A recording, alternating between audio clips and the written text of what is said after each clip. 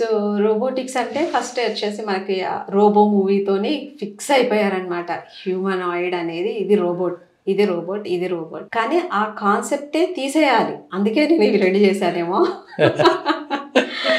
So first robot అంటే ఏంటంటే ఒక సెన్సర్స్తో వర్క్ చేసే కంప్యూటర్తో ప్రోగ్రామ్ చేయగల మెషిన్.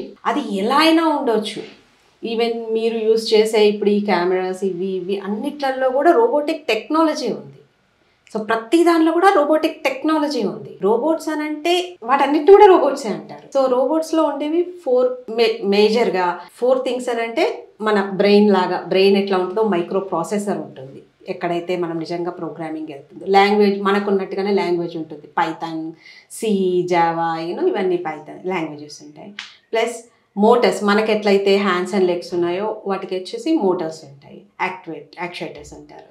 అండ్ సెన్సర్స్ మనకి ఎట్లయితే అన్ని సెన్సర్స్ ఉన్నాయో వాటికి కూడా సెన్సర్స్. ఈ 4 ఉన్న దేన్నైనా కానీ మనం రోబోట్ అనవచ్చు. ఇండస్ట్రియల్ రెవల్యూషన్ 2లో ఏంటంటే మనకి మెషిన్స్ వచ్చాయి కానీ అవి ఇంటెలిజెంట్ కాదు. సో ఇంటెలిజెంట్ ఎప్పుడు అవుతాయి అని అంటే సెన్సర్స్ యాడ్ చేసేటప్పుడు ఇంటెలిజెంట్. సెన్సర్స్ యాడ్ చేయాలి అంటే లైక్ ఇప్పుడు మీకు ఇయర్స్ ఉన్నాయి, కళ్ళు, ముక్కు, 5 సెన్సర్స్ మనకు ఉంటాయి. ఈ సెన్సర్స్తో మనం ఏం చేస్తాం, డేటాని తీసుకొని ఏ విధంగా వర్క్ చేయాలో ఆ విధంగా వర్క్ చేస్తాం మోటార్స్తో. So intelligent machines are called robots అని అనవచ్చు. సో అప్గ్రేడ్ కూడా చేయొచ్చు మనం. ఈ ఓల్డ్ మెషిన్స్ని తీసుకొని వాటికి సెన్సర్స్ని పెట్టేసి త్రూ మైక్రో కంట్రోలర్ వాటిని ఆపరేట్ చేసుకొని వాటిని ఇంటెలిజెంట్ చేయొచ్చు. ఎన్ని సెన్సర్స్ పెడితే అంత ఇంటెలిజెంట్ అవుతూ పోతుంది మెషిన్.